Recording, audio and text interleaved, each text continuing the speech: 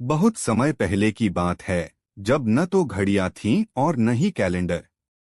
समय बहता था जैसे नदी बहती है, बिना किसी रुकावट के, अपने नियमों पर।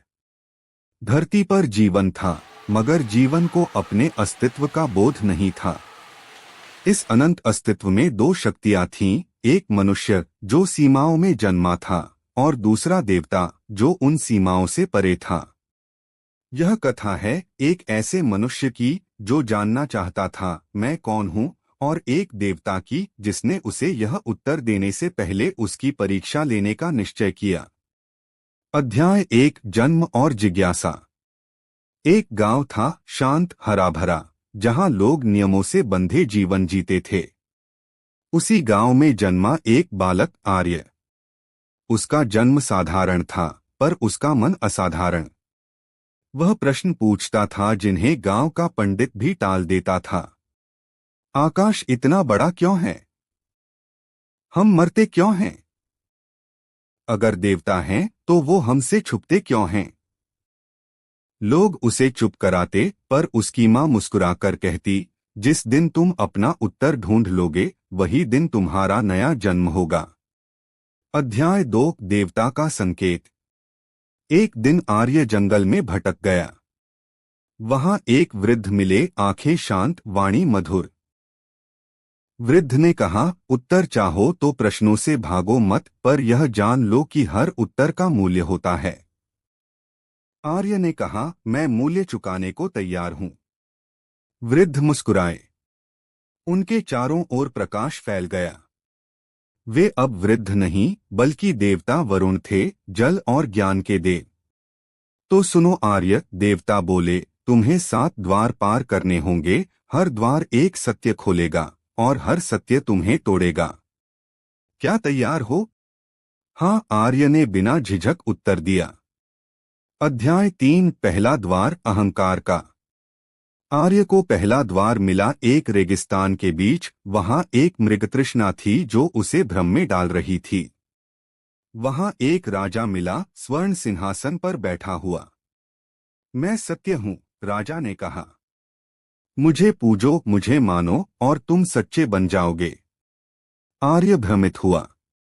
यह सत्य लग रहा था, सब कुछ भव्य, चमकदार।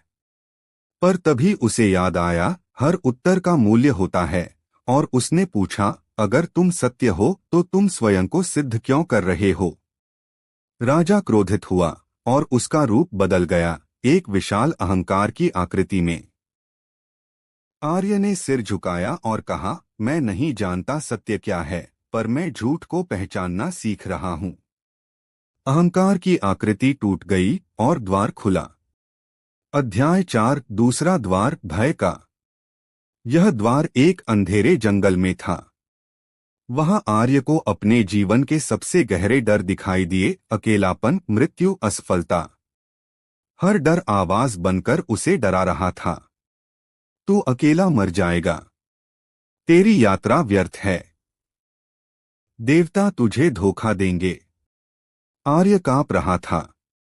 पर उसने आंखें बंद कीं और अपनी मां की आवाज सुनी, सत्य की राह पर डर होंगे, पर डर भी भ्रम है। उसने अपनी सांसों पर ध्यान दिया, भय कम होने लगा। जब उसने आंखें खोलीं, डर गायब थे। द्वार खुल चुका था। अध्याय 5, तीसरा द्वार, मोह का। यह द्वार एक सुंदर नगर में था। वहां उसे वह सब मिला जिसकी कभी उसने कल्पना की थी, प्रेम, आदर, ऐश्वर्य। एक स्त्री मिली, उसकी आत्मा की प्रतीक्षाया। यहीं रह जाओ, उसने कहा।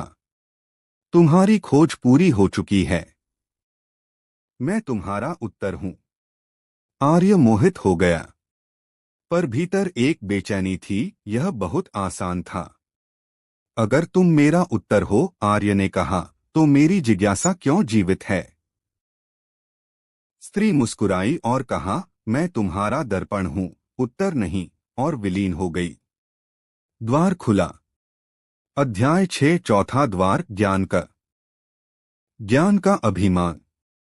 आर्य अब बहुत कुछ जान गया था। उसके पास विचार थे, तर्क थे, अनुभव थे। उसने एक नगर देखा जहां विद्वान रहते थे। वहां सब उसे सराहते थे, तुम ज्ञानी हो, ऋषि हो, तुम देवता के समकक्ष हो। आर्य का सिर ऊंचा होने लगा। पर एक बालक ने उससे पूछा, तुम्हें सब पता है? आर्य ने कहा, हाँ, लगभग सब। बालक बोला, तो फिर तुम अब पूछते क्यों नहीं? यह प्रश्न तीर की तरह चुभा। आर्य ने कहा, मैंने अहंकार को छोड़ने की सोची थी, पर यह नया रूप था, ज्ञान का अहंकार।